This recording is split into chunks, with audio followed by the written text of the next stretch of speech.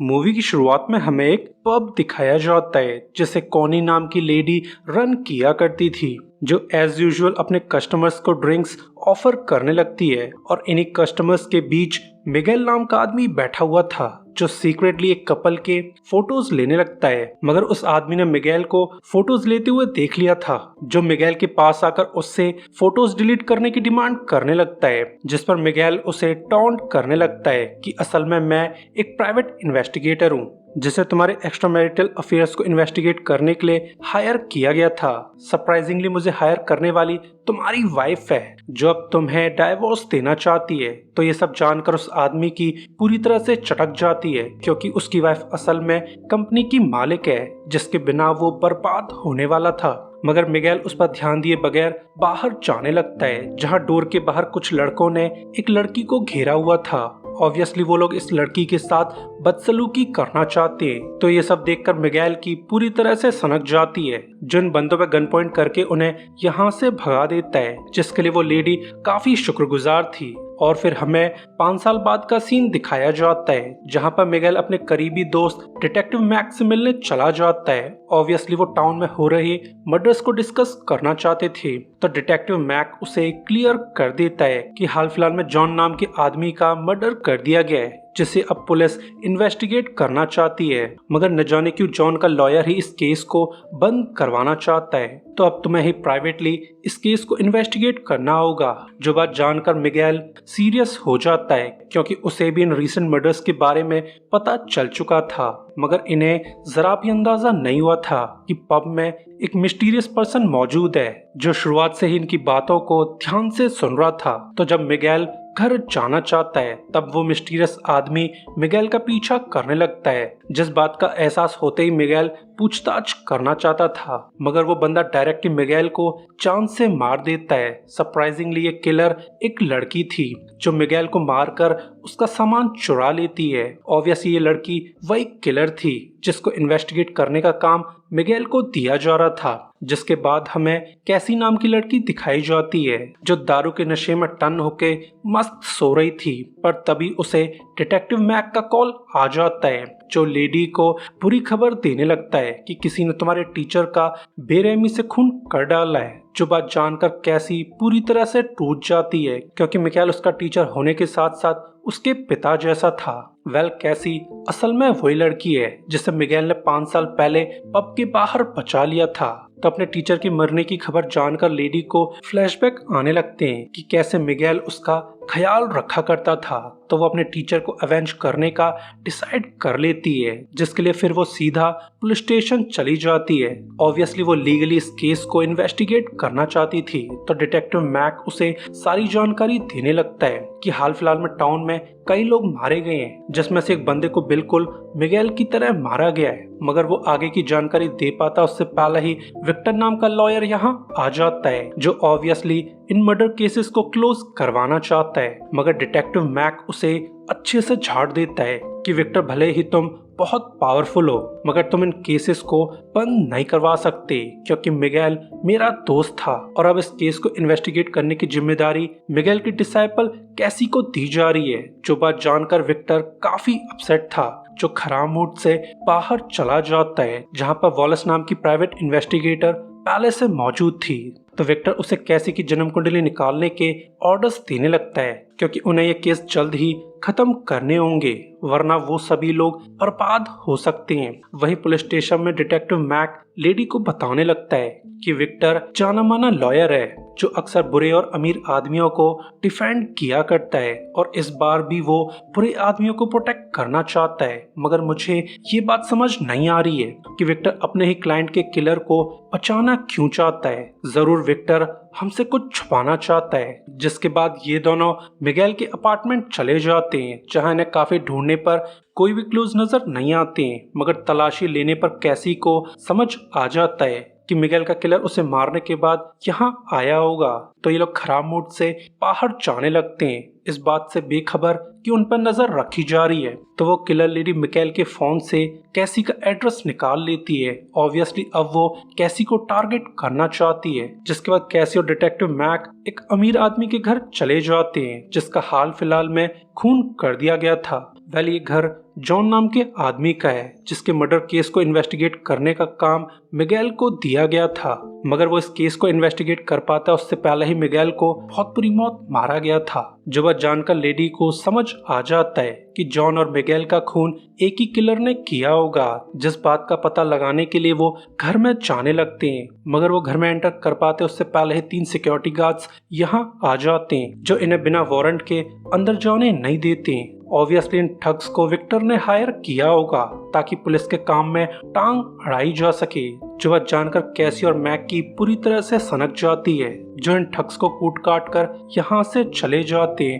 वहीं वॉलेस ने कैसी की जन्म कुंडली निकाल ली थी, जो अपने बॉस विक्टर को इन्फॉर्म कर देती है कि कैसी का बचपन काफी भयानक था, क्योंकि कैसी का स्टेपफादर उसे रोजाना रेप किया करता था। मगर जब तक पुलिस को इस बारे में खबर लगी तब तक देर हो चुकी थी, जिसने फिर अपनी आधी जवानी दारू पीते हुए निकाल दी थी। मगर उसके लिए 5 साल पहले सब कुछ बदल गया, क्योंकि 5 साल पहले मिगेल ने उस लड़की की जान बचा दी थी और उसी दिन से वो लड़की मिगेल को फॉलो करने लगी थी।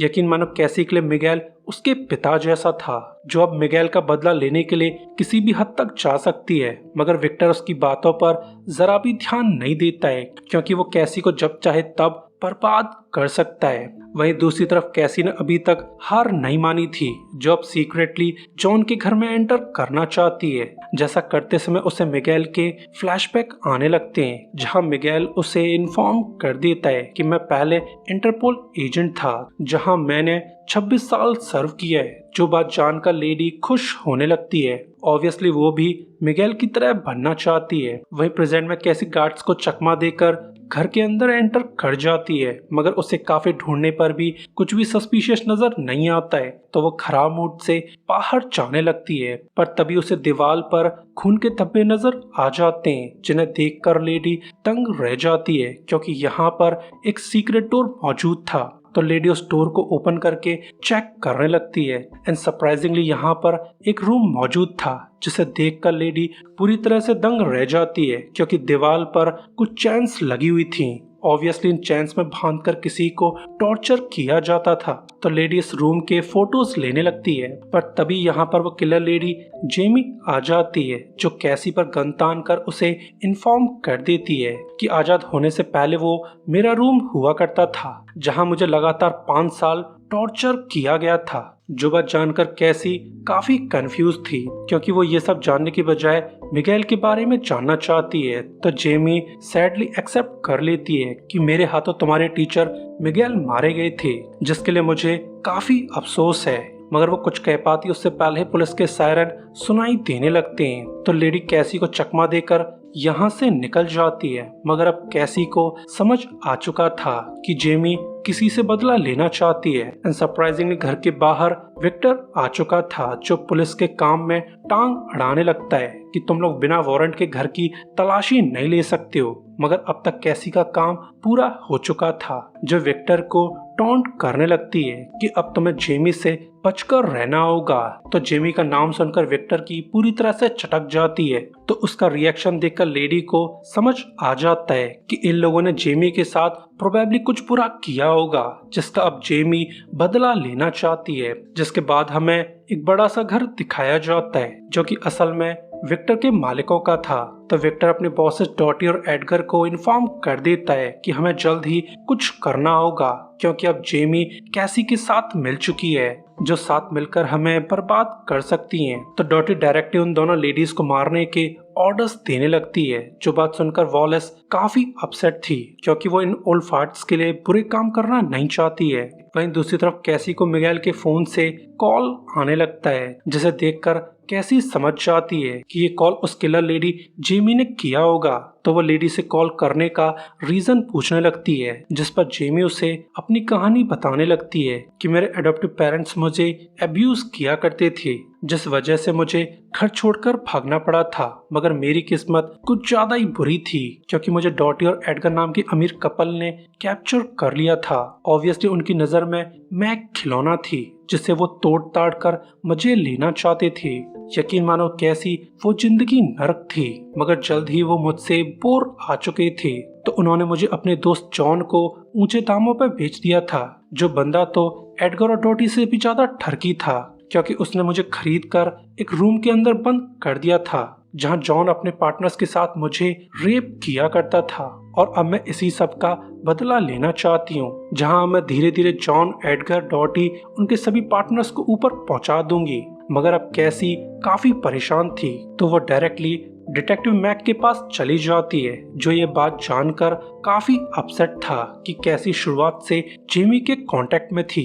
मगर कैसी उसकी बातों पर ध्यान दिए बगैर जेमी की कहानी सुनाने लगती है कि जेमी एक अनाथ बच्ची थी जिसे कुछ अमीर आदमियों ने किडनैप करके काफी साल तक टॉर्चर किया होगा, और अब वो लड़की इसी टॉर्चर का बदला लेना चाहती है। वहीं दूसरी तरफ डॉटी और एडगर बोर हो चुकी थी, जो नए खिलौने लाने की डिमांड करने लगते हैं। ऑब्वियसली वो यंग बच्चों को टॉर्चर करने के लिए उन्हें किडनैप करवाना चाहते हैं, मगर विक्टर इन दोनों को वार्न कर देता है कि पूरा पुलिस डिपार्टमेंट हमारे पीछे पड़ा हुआ है, साथ ही जेमी भी हमें जान से मारना चाहती है, तो बेहतर होगा हमें ये देश छोड़ देना चाहिए। पर तभी उनके सामने एक आदमी का कटा हुआ सिर गिर जाता है, जिसे देखकर इन लोगों की पूरी तरह से चटक जाती है, क्योंकि ये कटा हुआ सर उनके पार्टनर मार्टी का था। ऑब्वियसली इस बंदे का खून जेमी ने किया होगा, जो अब इन लोगों का दिल दहशत से भरना चाहती है। वहीं दूसरी तरफ कैसी को अभी तक केस से रिलेटेड कोई भी क्लूज नहीं मिले थे, तो वो इलीगली विक्टर के सिस्टम को हैक करने लगती है, जहां उसे वॉलस नाम का फोल्डर मिल जाता है जिसमें काफी सारे पेमेंट्स के रिकॉर्ड मौजूद थे। ऑब्वियसली विक्टर ने वॉलस का यूज करने के लिए एविडेंस बना रखे थे ताकि वॉलस से अपना गंदा काम करवाया जा सके, और इसी वजह से वॉलस इन लोगों का गंदा काम करती आ रही है। साथ ही लेडी को विक्टर के सिस्टम में प्लेग्राउंड नाम का ब्लूप्रिंट मिल जाता है, जहां पर अमीर आदमियों की पार्टी करवाई जाती थी। ऑब्वियसली डॉटी और एडगर अपने टॉयज को यहाँ पर शो किया करते थे, तो ये सब जानकर कैसी की पूरी तरह से सनक जाती है, जो गुस्से में प्लेग्राउंड की तरफ जाने लगती है। मगर वो अपनी कार में बैठ पाती उससे पहले विक्टर के भेजे हुए गुंडे यहाँ आ जाते हैं, जो ऑब्वियसली कैसी को मारना चाहते हैं। तो कैसी सेल्फ डिफेंस में एक आदमी को तो निपटा देती है, मगर दूसरा आदमी कैसी पर भारी पड़ने लगता है। मगर वो कैसी को मार पाता उससे पहले ही जेमी यहाँ आ जाती है, जो उस बंदे को रिंच से मार मार कर जान से मार देती है। मगर अब तक कैसी बेहोश हो चुकी थी, तो जेमी कैसी का इलाज करने के लिए उसे अपने घर ले जाती है, और फिर जल्द ही कैसी को भी होश आ जाता है। तो जेमी उसे क्लियर कर देती है कि मैं किसी भी इनोसेंट पर्सन को मारना नहीं चाहती हूँ, तुम्हारे टीचर का मरना एक एक्सीडेंट था, क्योंकि मैंने गलती से एज्यूम कर लिया था कि मिगेल बुरे आदमियों का साथ देना चाहता है, और इसी वजह से मिगेल का खून किया गया था। यकीन मानो मेरा बदला पूरा होते ही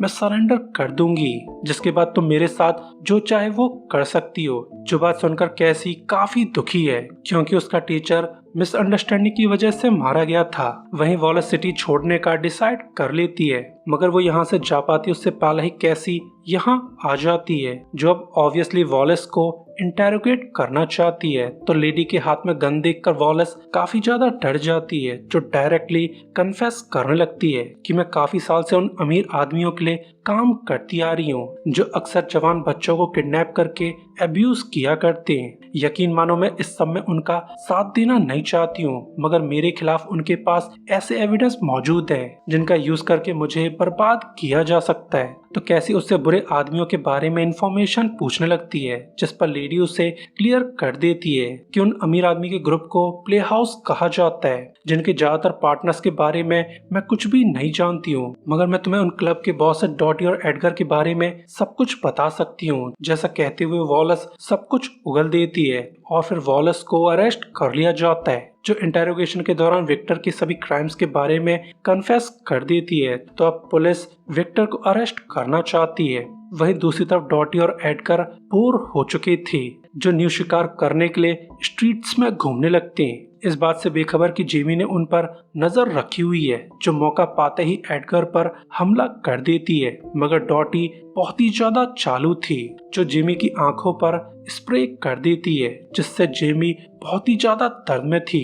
तो लेडी इस मौके का फायदा उठाकर जेमी को नॉकआउट कर देती है। साथ ही लेडी इतनी क्रूल थी, जो अपने हस्बैंड को अबैंडन करके यहाँ से चली जाती है। वहीं अब तक पुलिस विक्टर को अरेस्ट करने के लिए रेडी हो चुकी थी, पर तभी उन्हें एडगर पे हुए हमले के बारे में रिपोर्ट मिल जाती है। तो ये लोग दो टीम बनाकर अपने अपने काम पर जाने लगते हैं। जहां एक टीम विक्टर को अरेस्ट करने पहुंच जाती है। ऑब्वियसली वो इतनी आसानी से अरेस्ट होना नहीं चाहता है, मगर डिटेक्टिव उसे गन पॉइंट पर लेकर अरेस्ट कर लेता है। वहीं दूसरी तरफ पुलिस एडगर तक पहुंच चुकी थी, जो सरप्राइजिंगली अभी भी जिंदा है। तो कैसी उस बंदे को इंटेरोगेट करने लगती है कि आखिर तुम्हारी वाइफ डॉटी और जेमी कहाँ पर हैं, जिस पर एडगर उसे टॉन्ट करने लगता है कि तुम्हारी दोस्त जेमी को कैप्चर कर लिया गया है, जिसकी अब बहुत बुरी हालत होने वाली है, क्योंकि हम सब में डॉटी सबसे ज्यादा क्रूल है। और ऐसा होता भी है क्योंकि डॉटी जेमी को लेकर अपने प्ले हाउस ले आई थी, जहां वो ऑब्वियसली जेमी को टॉर्चर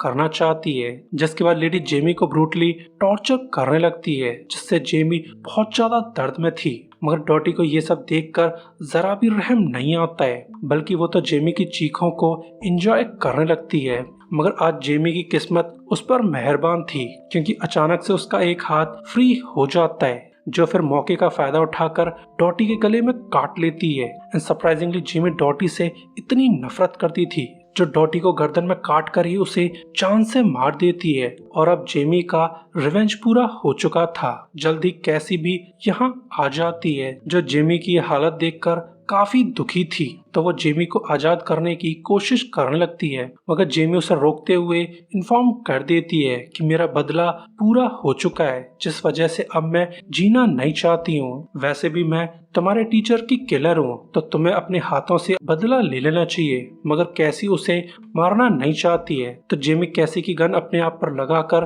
गोली चला देती है, क्योंकि अब वैसे भी वो जीना नहीं चाहती है। लास्ट सीन में हमें जेमी की ग्रेव दिखाई जाती है, जहाँ पर कैसी अक्सर आया करती थी। तो वो जेमी की खातिर एडगर और डॉटी के बाकी पार्टनर्स को सजा दिलाने का डिसाइड कर लेती है, और इसी के साथ ये मूवी एंड हो जाती है। सो गाइस, वीडियो के लिए लाइक और सब्सक्राइब कर दीजिए ताकि हमें आपका सपोर्ट मिलता रहे।